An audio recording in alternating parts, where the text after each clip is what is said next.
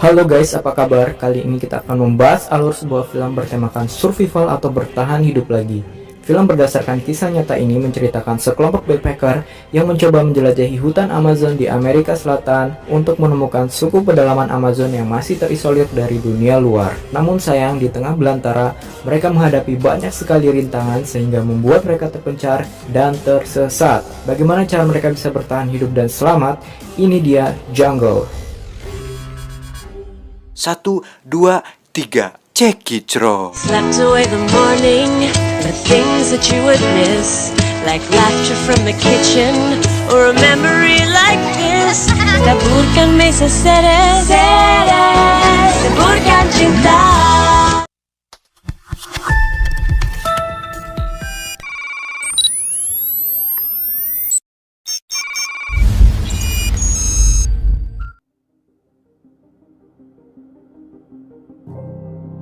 Oke, film ini bermula dengan memperlihatkan tokoh utama kita, Yossi Ginsburg, seorang backpacker yang sedang menumpang mobil bak terbuka melintasi salah satu jalanan terekstrim di dunia bernama Death Road yang berada di negara Bolivia. Ia bermaksud untuk menuju ke sebuah pulau yang berada di tengah danau untuk berkemah di campground yang berada di sana. Di saat akan menyeberang menggunakan perahu, Yossi bertemu dengan Markus, seorang guru dan pelancong dari Swiss yang memiliki tujuan yang sama dengannya. Mereka pun berkenalan dan memutuskan untuk membuat camp bersama. Ketika mereka sedang berjalan-jalan ke kota di tengah pulau, mereka secara tidak sengaja bertemu dengan Kevin, seorang fotografer petualang yang juga merupakan teman dari Markus. Sebelum berpisah dan meninggalkan Bolivia, mereka kemudian memutuskan untuk menghabiskan sisa waktu bersama di La Paz, ibu kota Bolivia, dan menginap di penginapan yang sama. Suatu hari, Yossi yang sedang berjalan sendirian di sebuah pasar bertemu dengan Carl, yang menawarkannya sebuah petualangan menjelajahi belantara Amazon untuk menemukan suku Toromonas, suku asli Amazon di Bolivia yang masih terisolir dari dunia luar. Yossi yang tertarik kemudian mengajak Markus dan Kevin untuk ikut serta bersamanya. Sempat ragu, ketiganya pun bersepakat untuk bertemu dengan Carl terlebih dahulu untuk mengetahui detail perjalanannya sebelum memutuskan untuk ikut atau tidak dalam petualangan itu. Mereka pun kemudian bertemu di sebuah kedai kopi, dan setelah Carl menjelaskan detail perjalanannya, Kevin dan Markus akhirnya setuju untuk ikut dalam petualangan menjelajahi belantara Amazon itu.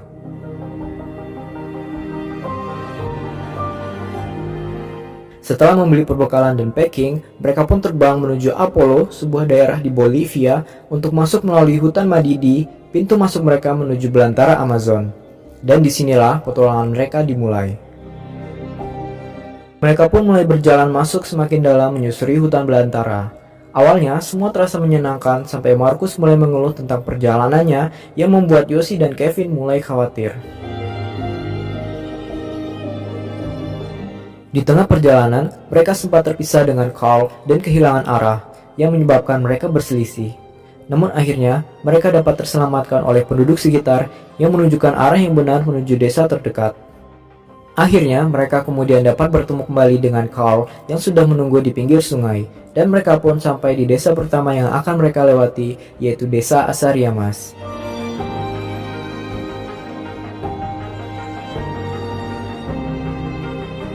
Di desa itu, mereka mampir untuk mandi dan beristirahat, bercengkrama dengan penduduk sekitar, mengisi ulang perbekalan, dan kembali melanjutkan perjalanan dengan menyusuri sungai.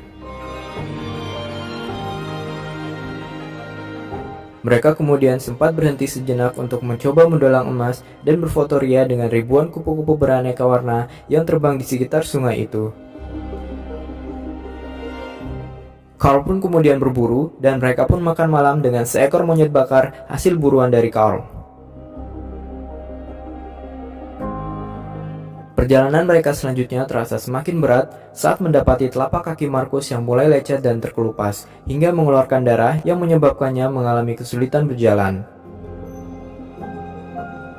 Kevin dan Yossi pun semakin khawatir karena petualangan mereka terancam gagal karena terhambat oleh Markus yang kini sulit berjalan, dan Markus pun menyadari kekhawatiran itu.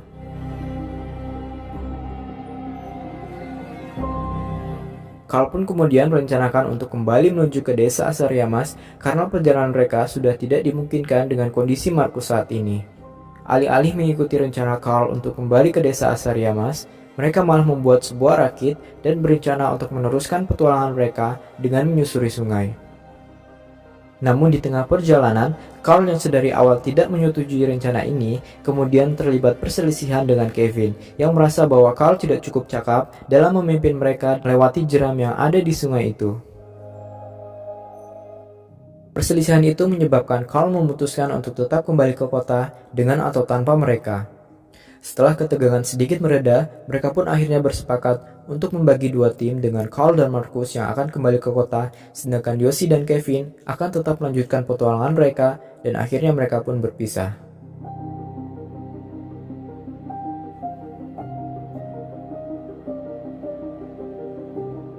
Yoshi dan Kevin pun kemudian menaiki rakitnya dan mereka kembali melanjutkan petualangan mereka dengan menyusuri sungai. Namun naas karena terlampau asyik menikmati suasana yang ada, mereka terlambat menyadari telah masuk ke dalam sebuah ngarai berarus deras yang menyebabkan rakit mereka kandas dan membuat Yoshi hanyut terbawa arus.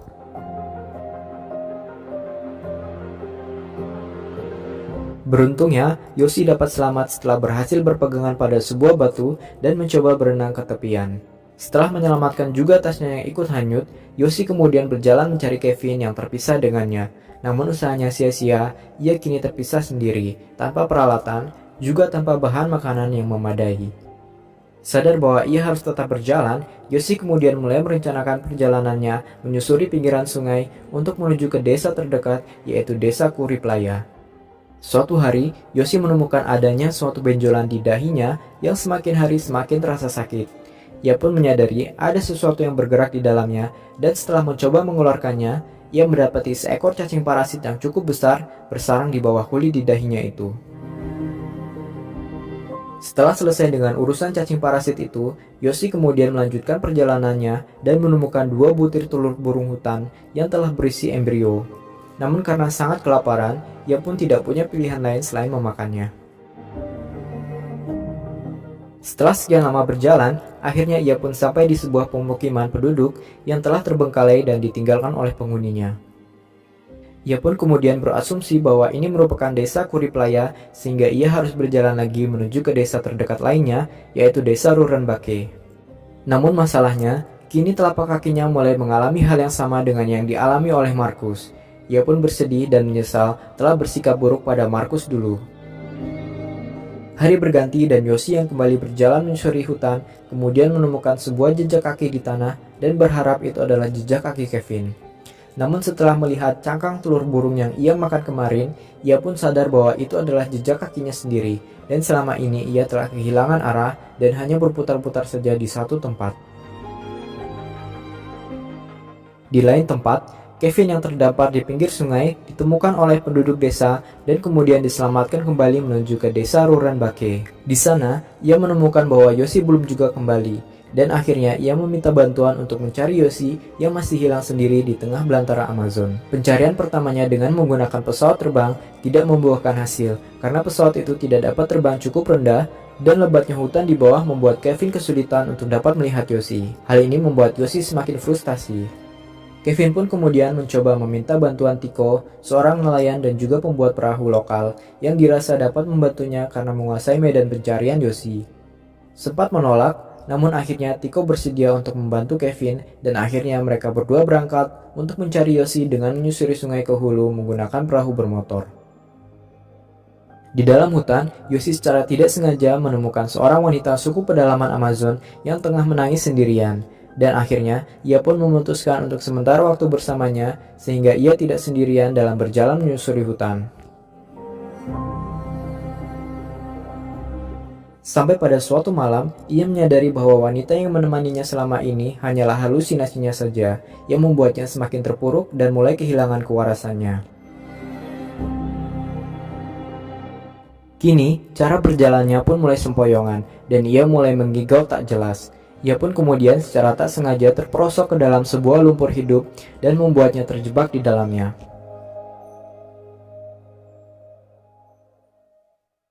Tak ingin menyerah dan terjebak sampai mati di dalam lumpur itu, Yoshi kemudian berusaha menjangkau pucuk tanaman untuk membantu menarik keluar dirinya dari dalam lumpur hidup itu.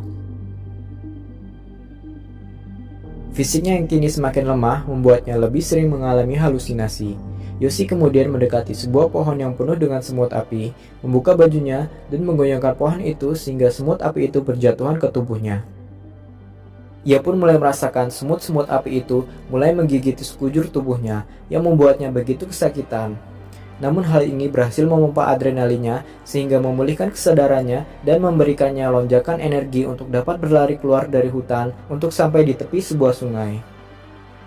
Di tepi sungai itu, Yoshi kemudian membuat sebuah tanda menggunakan bilah bambu membentuk huruf Y untuk inisial namanya. Hal ini untuk berjaga-jaga bila seseorang yang sedang mencarinya dapat melihat tanda itu agar tahu bahwa ia berada di sekitar situ. Esok harinya, Kevin yang sedang menyusuri sungai bersama Tiko sampai pada bagian sungai yang tidak memungkinkan mereka untuk meneruskan perjalanan ke hulu karena jeramnya yang terlalu berbahaya. Mereka pun memutuskan untuk kembali. Sayangnya, Kevin tidak menyadari tanda yang telah dibuat oleh Yoshi dan malah menendangnya. Ketika Kevin dan Tiko akan berputar, Yoshi terbangun dari tidurnya dan melihat keduanya. Dengan sisa tenaganya, ia mulai merangkak untuk lebih dekat dengan sungai dan berdiri di sana berharap dapat terlihat oleh mereka. Untungnya, Kevin sempat untuk menengok kembali ke arah tempat Yoshi berada dan akhirnya ia menyadari keberadaan Yoshi yang sedang berdiri di sana.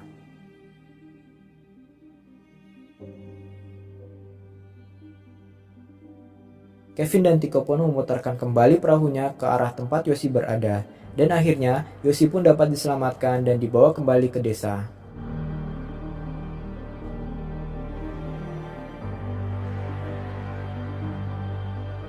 Dan demikianlah Jungle. Oke guys, belakangan diketahui bahwa Marcus dan Carl tidak pernah sampai ke kota La Paz di Bolivia. Kevin dan Yoshi pun sempat melakukan pencarian keduanya, namun mereka tidak pernah ditemukan dan tidak diketahui keberadaannya hingga saat ini. Dan berikut ini adalah foto-foto asli Yoshi dan Kevin setelah diselamatkan.